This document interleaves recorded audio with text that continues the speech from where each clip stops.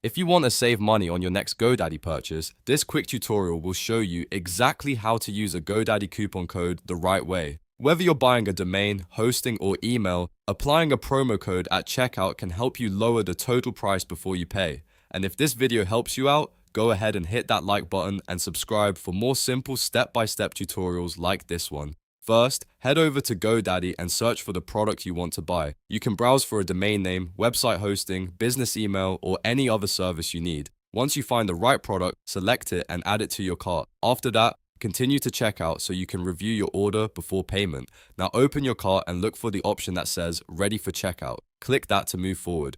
On the checkout page, keep an eye out for the section that says Have a promo code. This is where you'll enter your GoDaddy coupon code.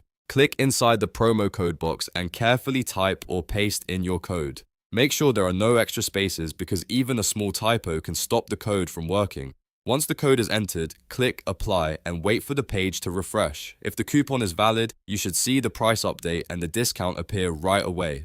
This is the part you want to double check because sometimes a code may only work for certain products, new customers, or specific subscription lengths. If the discount shows up, review your total and make sure everything looks correct before completing your purchase. If the code does not work, try checking the spelling, making sure the coupon hasn't expired, or confirming that it applies to the item in your cart. After the discount is successfully applied, you can finish the checkout process and complete your payment with the savings in place. That's really all there is to it. In just a few clicks, you can take advantage of a GoDaddy promo code and save money on your order without any complicated steps. If this walkthrough helped, please remember to like, subscribe, and turn on notifications so you never miss another easy tech tutorial. Thanks for watching, and I'll see you in the next video.